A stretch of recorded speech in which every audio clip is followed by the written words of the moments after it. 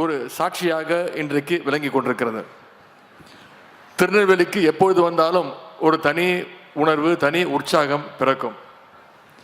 இன்றைக்கு இந்த அரங்கத்திலையும் ஆண்களை விட மகளிர் அதிக அளவில் வந்திருக்கிறீங்க.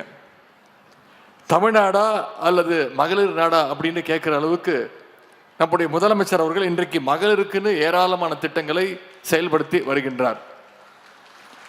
அதில் குறிப்பிட்டு முக்கியமாக சொல்லணும்னா 2021 ஆட்சி பொறுப்பு ஏற்றவுடன் நம்முடைய முதலமைச்சர் அவர்கள் போட்ட முதல் கையெழுத்து மகளிருக்கான அந்த விடியல் பயண திட்டம் கையெழுத்து.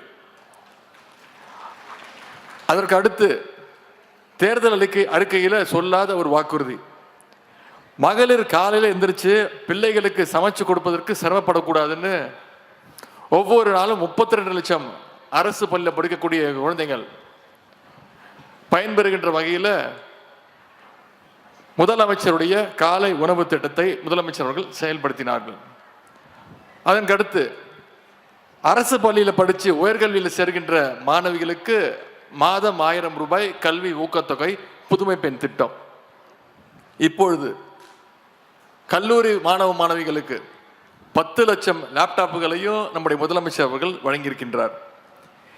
இதற்கு எல்லாருக்கும் ஒரு மகுடம் வச்சது போல ஒரு திட்டம், அதுதான் கலைஞர் மகளிர் உரிமை தொகை திட்டம். கடந்த 3 ஆண்டுகளாக 1,31,00,000 மகளிருக்கு மாதம் 1000 ரூபாய் உரிமை திட்டத்தை நம்முடைய முதலமைச்சர் அவர்கள் வழங்கி வருகின்றார்கள். இந்த திட்டத்தை எப்படியாவது நிப்பாட்டணும்னு சிலர் சூழ்ச்சி செஞ்சாங்க, வருகின்ற சட்டமன்ற தேர்தலை காரணம் காட்டி. நம்முடைய முதலமைச்சர் அவர்கள் 3 மாதத்திற்கும் சேர்த்து, அதோடு சேர்த்து கோடைக்கால சிறப்பு நிதியாக 1,31,00,000 மகளிருக்கு 5,000 ரூபாயை நம்முடைய முதலமைச்சர் அவர்கள் வழங்கியிருக்கின்றார்கள். அது மட்டுமல்ல, நேற்று முன்தினம் கோடைகால சிறப்பு நிதின்னு 38 லட்சம் விளிம்பு நிலை மக்களுக்கு ரூபாய் 2,000 நம்முடைய முதலமைச்சர் அவர்கள் கொடுத்திருக்கிறார். இன்றைக்கு இந்த நெல்லை மாவட்டத்திலையும் இந்த 5 வருஷத்துல பல்வேறு திட்டங்கள் செயல்படுத்தப்பட்டு இருக்கின்றது. திருநெல்வேலியில் 85 கோடி ரூபாய் மதிப்பீட்டில் பேருந்து நிலையம் திறக்கப்பட்டிருக்கு. 606 கோடி ரூபாய் மதிப்பீட்டில் ராதாபுரம், வள்ளியூர், களக்காடு, நாங்குநேரி, பாளையங்கோட்டை, சேரன்மாதேவி ஒன்றியங்களுக்கு கூட்டு குடிநீர் திட்டம் செயல்படுத்தப்பட்டிருக்கு. 424 கோடி ரூபாய் மதிப்பீட்டில் களக்காடு நகராட்சி மற்றும் 7 பேரூராட்சிகளில் கூட்டு குடிநீர் திட்டம் செயல்படுத்தப்பட்டிருக்கு. 180 கோடி ரூபாய் மதிப்பீட்டில் மேற்கு புறவழிச்சாலை அமைக்கப்பட்டு வருது. 98 கோடி ரூபாய் மதிப்பீட்டில் கன்னியமிகு காகித மில்லத் நூலகம் கட்டுகின்ற பணிகள் தொடங்கப்பட்டிருக்கு. நெல்லை அரசு மருத்துவக் கல்லூரியில் 72 கோடி ரூபாய் மதிப்பீட்டில் புதிய கட்டடங்கள் கட்டப்பட்டிருக்கு. நெல்லையில் பாரா ஸ்போர்ட்ஸ் காம்ப்ளெக்ஸ், ராதாபுரத்தில் multi sports complex, district sports காம்ப்ளெக்ஸில் ஜிம் வசதிகள், இப்படி பல்வேறு பணிகள் இந்த மாவட்டம் முழுக்க சுமார் 20 கோடி ரூபாய் மதிப்பீட்டில் விளையாட்டுத்துறை கட்டமைப்புகளையும் நம்முடைய அரசு உருவாக்கியிருக்கு. அதே போல முதலமைச்சர் அவர்கள் தமிழர் நாகரிகத்தை உலகிற்கு சொல்கின்ற வகையில் 56 கோடி ரூபாய் மதிப்பீட்டில் பொருணை அருங்காட்சியகத்தையும் அமைச்சிருக்கிறாங்க. இப்படி நெல்லைக்கு ஏராளமான திட்டங்களை நம்முடைய திராவிட மாடல் அரசு வழங்கியிருக்கின்றது. இது மாதிரியான திட்டங்களால தான் இன்னைக்கு இந்தியாவிலேயே நம்முடைய தமிழ்நாடு 11.19% வளர்ச்சியோடு இன்னைக்கு நம்பர் 1 மாநிலமாக நம்முடைய மாநிலம் முன்னேறிக்கிட்டு இருக்கிறது. இந்த வளர்ச்சி தொடர வேண்டும். தொடர உங்களுடைய அன்பும் ஆதரவும் முக்கியம். இங்கே நம்முடைய சுய உதவி குழுக்களை சேர்ந்த சகோதரிகள் வந்திருக்கிறீங்க. குழு சகோதரிகள் எந்த நேரத்தில் எந்த கோரிக்கை வச்சாலும், என்ன கேட்டாலும் அதை உடனே நிறைவேற்றி தர வேண்டும் அப்படின்ற கட்டளையை நம்முடைய முதலமைச்சர் அவர்கள் எங்களுக்கு சொல்லியிருக்கிறார். சென்ற வருடம் திருவாரூர் போனப்போ அங்க இருக்கக்கூடிய குழுக்களை சேர்ந்த சகோதரிகள் அவங்களுக்கு அடையாள அட்டை, ஐடி கார்டு வேணும், அவங்களுடைய பெயர் பொறிக்கப்பட்ட ஒரு அடையாள அட்டை, புகைப்படத்தோடு அடையாள அட்டை வேண்டும்னு ஒரு கோரிக்கை வச்சாங்க.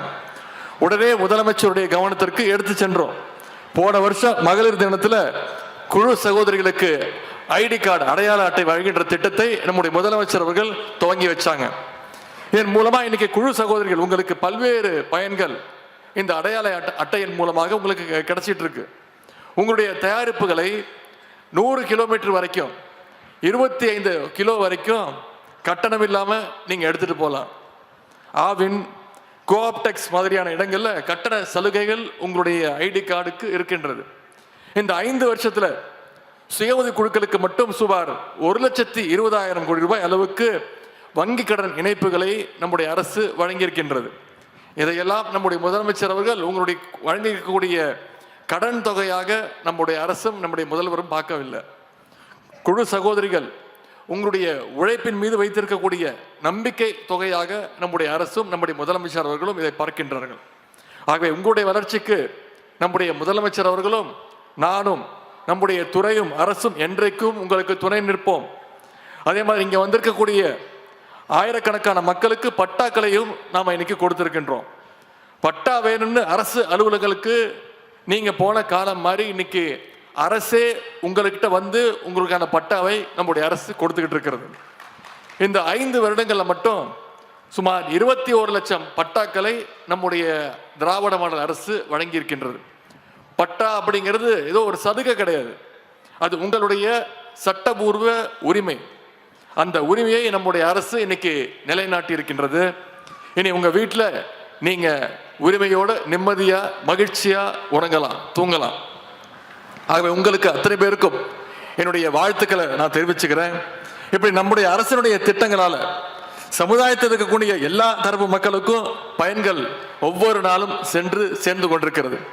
திராவிட மாடல் 2.0 உங்களுக்கு இன்னும் நிறைய திட்டங்களை நம்முடைய முதலமைச்சர் அவர்கள் நிச்சயம் வழங்குவார். ஆகவே இன்னும் அதிகமாக உங்களுக்காக உழைக்க நீங்க நம்முடைய முதலமைச்சருக்கு உங்களுடைய வாய்ப்பை நீங்கள் தர வேண்டும் என்று கேட்டுக்கொண்டு, நலத்திட்டங்களை எல்லாம் பெற்ற அத்தனை பேருக்கும் மீண்டும் என்னுடைய வாழ்த்துக்களை தெரிவித்து விடைபெறுகின்றேன். நன்றி, வணக்கம்.